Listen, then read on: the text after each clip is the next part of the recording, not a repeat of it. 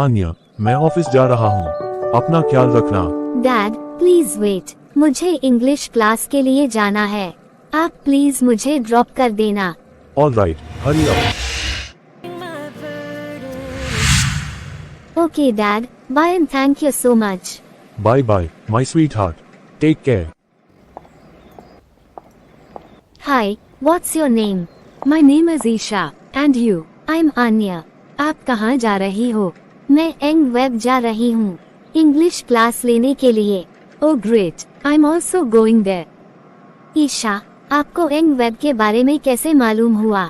Actually मेरा एक friend है, उसको इंग्लिश बिल्कुल भी नहीं आती थी और आजकल वह एमएनसी में जॉब करने लगा है और फ्लुएंट इंग्लिश बोलता है। Good morning, sir. May I come in? Yes, please come and take your seat. May I come in, sir? Come in, take your seat. Dear students, welcome to day 1 of the spoken English class at EngWeb. My name is Shaheen and I will be your trainer.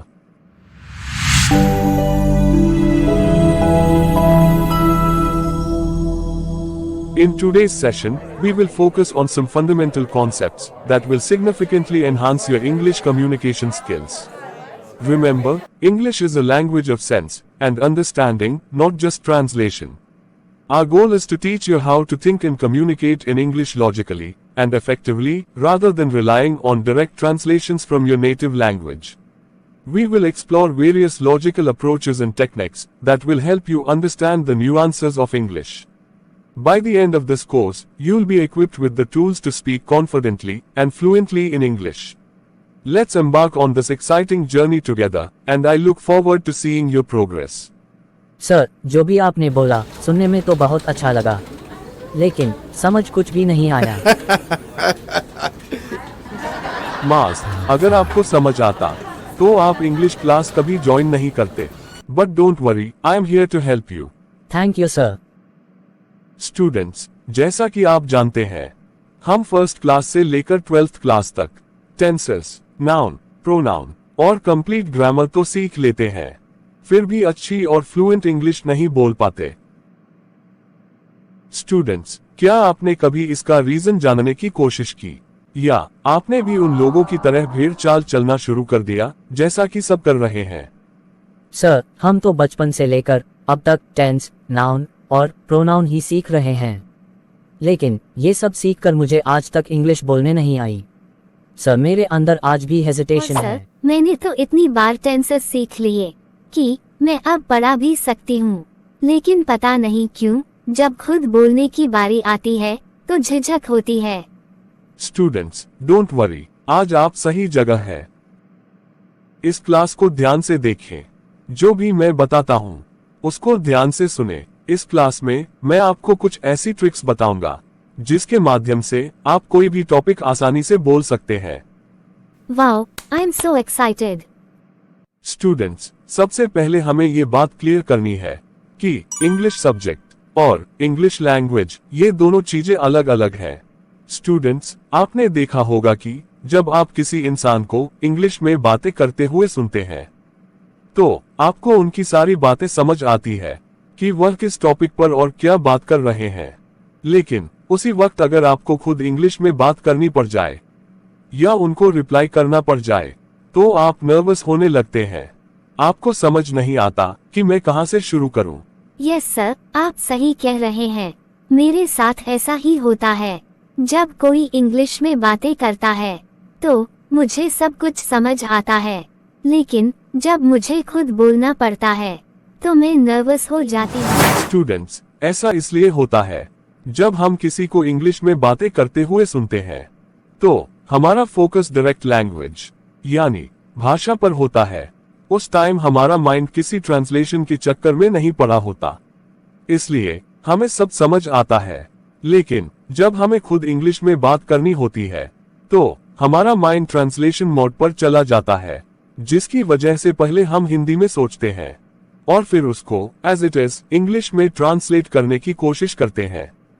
बस यही से problem होनी शुरू हो जाती है, क्योंकि हिंदी के हर एक वर्ड की इंग्लिश नहीं होती, बल्कि हमें उसकी सेंस को समझना होता है। आइए इस बात को कुछ एग्जाम्पल्स के माध्यम से समझते हैं।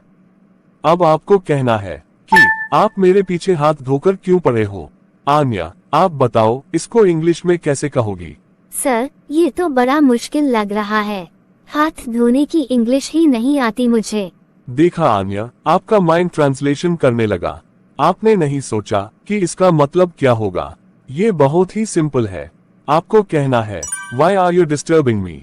हाथ धोकर पीछे पड़ने का मतलब वही तो हुआ कि आप मुझे डिस्टर्ब क्यों कर रहे हो।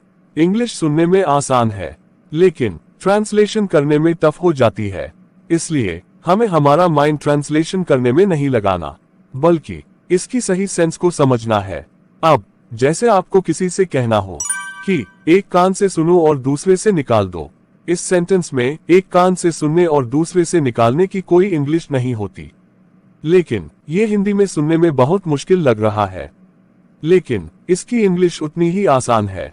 अब जब हम इसकी सेंस निकालेंगे तो इसका मतलब निकलेगा ध्यान मत दो, और ध्यान न देने का मतलब आप सभी को पता है, इग्नोर करना, यानी इग्नोर इट। तो कितना आसान है। वाह सर, आपका तो बहुत ही अच्छा तरीका है इंग्लिश सिखाने का। अब मुझे लग रहा है मैं इंग्लिश बोलना सीख जाऊंगी। तो चलिए अब हम कुछ ऐसे टॉपिक्स के बारे में डिस्कस करते हैं जो बहुत ही आसान तरीके से आपको इंग्लिश बोलने में मदद करेंगे। स्टूडेंट्स, किसी भी भाषा को सीखने के लिए 3 चीजें बहुत ज्यादा इंपॉर्टेंट होती है। 1. व्हाट टू स्पीक, यानी क्या बोलना है। 2. हाउ टू स्पीक, कैसे बोलना है। 3. वेयर टू स्पीक, कहाँ बोलना है। स्टूडेंट्स, यदि आप इन 3 चीजों को बहुत अच्छी तरह से सीख जाते हो तो आपको अच्छी और बेहतर इंग्लिश बोलने से कोई नहीं रोक सकता। तो चलिए अब हम कुछ टॉपिक सीखना स्टार्ट करते हैं। हमारा पहला टॉपिक है क्लोज। ये एक सिंपल वर्ड है। इसका यूज करने का तरीका अलग अलग होता है। इस वर्ड को हम सिचुएशन के अकॉर्डिंग यूज करते हैं। इसके 2 मीनिंग होते हैं। एक मीनिंग होता है बंद और दूसरा होता है पास होना या नजदीक होना। आन्या, अगर आपको किसी से कहना हो पंखा बंद कर दो तो आप कैसे कहोगी। Close the fan. No, it's wrong. मैं आपको पहले भी बता चुका हूँ।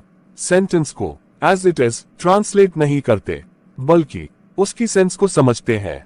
स्टूडेंट्स, जब भी किसी इलेक्ट्रॉनिक डिवाइस को बंद करने की बात आती है तो हम स्विच ऑफ का इस्तेमाल करते हैं। जैसे पंखा बंद कर दो, switch off the fan, bulb बंद कर दो। आन्या, इस सेंटेंस को कैसे कहोगी। Switch off the bulb. अपनी शर्ट के बटन बंद कर लो। मास, इसको कैसे कहोगे। Close the button of your shirt. No मास, इट्स रॉन्ग। बटन बंद करने के लिए बटन अप शब्द का यूज किया जाता है, तो इसको कहेंगे button up your shirt. Okay sir, now I got it. अपनी जैकेट के बटन बंद कर लो। Button up your jacket. Sir, क्या ये सेंटेंस सही है। Yes, it's correct. ईशा, अगर आपको कहना हो दरवाजा बंद कर दो तो कैसे कहोगी। Close the door. इसकी जगह हम शट द डोर का भी इस्तेमाल कर सकते हैं। अपनी जीन्स की चेन बंद कर लो। अगर यह कहना हो तो इसको कैसे कहेंगे सर। चेन बंद करने के लिए जिप अप शब्द का इस्तेमाल किया जाता है। Zip up your jeans, zip up your bag, zip up your jacket, etcetera. I got it sir, thank you. Students, close का दूसरा मीनिंग होता है पास होना, करीब होना या नजदीक होना। Okay sir. लेकिन अगर आपको कहना है कि मेरा घर मंदिर के करीब है या नजदीक है तो वहां हम क्लोज का इस्तेमाल नहीं करेंगे, बल्कि नियर वर्ड का इस्तेमाल करेंगे। जैसे my house is near a temple. और अगर कोई चीज आपसे इमोशनली अटैच्ड हो तो वहां क्लोज का इस्तेमाल करते हैं। जैसे मेरी मम्मी मेरे करीब है। और इस तरह के सेंटेंसेस बोलने के लिए subject plus helping verb plus close to plus other words structure का इस्तेमाल किया जाएगा। फॉर एग्जाम्पल, मेरी मम्मी मेरे करीब है। My mother is close to me. मेरा भाई मेरे करीब है। इस बात को कैसे कहोगी Isha. My brother is close to me. Very good. Thank you sir. Students, now let's discuss about second topic. Students, हमारा नेक्स्ट टॉपिक है डियर टू। वैसे तो डियर का मतलब प्यारा होता है, लेकिन अगर डियर के साथ टू लग जाता है तो इसका मीनिंग चेंज हो जाता है। डियर टू का मतलब होता है अच्छा लगता है या प्यारा लगता है, यानी कोई भी चीज जब हमें ज्यादा पसंद होने लगे तो हम डियर टू का इस्तेमाल करते हैं। और ऐसे सेंटेंस बनाने के लिए subject plus helping verb plus dear to plus other words structure का इस्तेमाल किया जाता है। फॉर एग्जाम्पल, मेरा परिवार मुझे अच्छा लगता है, my family is dear to me. मेरा कमरा मुझे अच्छा लगता है, my room is dear to me, etcetera. Students, now let's discuss about third topic. And third topic is fond of.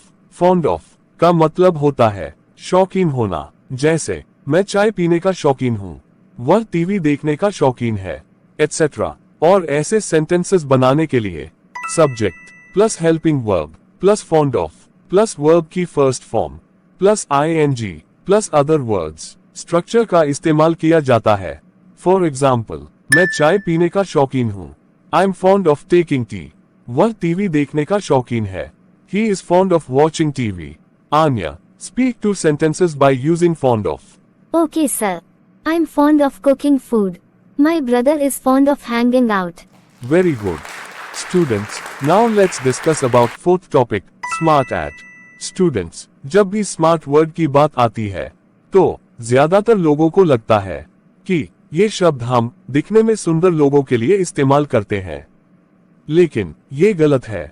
यह उन लोगों के लिए इस्तेमाल होता है जो स्किल्ड होते हैं, यानी जो किसी काम को करने में माहिर हो या निपुण हो। जैसे मैं खाना बनाने में माहिर हूँ, वह इंग्लिश बोलने में माहिर है, एटसेट्रा। और इस तरह के सेंटेंसेस बनाने के लिए subject plus helping verb plus smart at plus verb की first form plus ING plus other words structure का इस्तेमाल किया जाता है।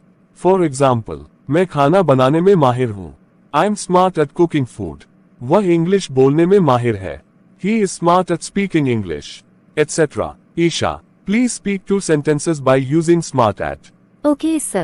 I'm smart at dancing. My mother is smart at doing domestic deeds. Very good. Students, now we will add 5 new vocabulary words to our English toolkit. After that, we will practice using these words along with the 4 grammar structures we have learned. This will help us improve our communication skills in practical context. So, let's begin with the vocabulary. 1. Sagacious. इसका मतलब होता है समझदार, यानी सूझबूझ वाला। Example, my mother is a sagacious lady. 2. Amiable. इसका मतलब होता है मिलनसार। Example, my father is an amiable person. 3.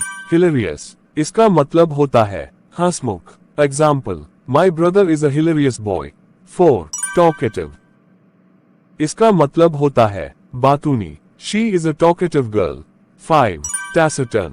इसका मतलब होता है कम बोलने वाला, यानी जो बहुत कम बातें करता हो, he is a taciturn boy. Students, जैसा कि मैंने क्लास की स्टार्टिंग में ही आपको बताया था, किसी भी भाषा को सीखने के लिए 3 बातें बहुत जरूरी होती है। 1. What to speak. 2. How to speak. 3. Where to speak. What to speak का मतलब है बोलना क्या है, यानी जो बोलना है उसकी नॉलेज का होना बहुत जरूरी है। अब नॉलेज के साथ साथ हमें यह भी मालूम होना चाहिए कि बोलना कैसे है, यानी हाउ टू स्पीक, और किस वर्ड को कहाँ बोलना है, किसकी इंग्लिश कहाँ लगानी है, मीन्स वेयर टू स्पीक। तो चलिए इन बातों को प्रैक्टिकली सीखते हैं। जैसा कि मैंने आपको क्लास की स्टार्टिंग में ही बोला था कि आज की क्लास के बाद आप कोई भी टॉपिक आसानी से बोल सकते हैं। तो चलिए स्टार्ट करते हैं। Okay sir. मास, आपका टॉपिक है माय मदर। जो भी वर्ड्स और टॉपिक्स मैंने आपको सिखाए हैं वह सब यूज करो इस टॉपिक में और बोलो। Hello everyone, my name is Maz. Today I am going to speak about my mother. My mother is close to me, she is there for everyone in my family. She is very fond of doing domestic duties, and she is also smart at cooking food. She is very amiable, sagacious, hilarious, and sometimes taciturn. I like my mother very much. She is dear to everyone. That's all. And thank you so much. Very good, Maz. Students, जैसा कि आपने देखा, अभी माज ने अपने topic में सारे वर्ड्स और टॉपिक्स को बहुत अच्छे से इस्तेमाल किया जो भी मैंने आप लोगों को सिखाए। तो ये एक बेस्ट तरीका है इंग्लिश सीखने का। अब आप लोग भी अपने घर पर बैठकर इन टॉपिक्स के बारे में प्रैक्टिस कीजिए। प्रैक्टिस करने के लिए जरूरी नहीं है कि हम किसी क्लास में जाकर ही प्रैक्टिस करें। आप अपने घर पर अपने भाई बहन, माँ बाप या किसी फ्रेंड के साथ भी कर सकते हैं। करने वाले कहीं भी, कभी भी, कुछ भी कर सकते हैं। तो अब हम आपसे मिलेंगे नेक्स्ट क्लास में।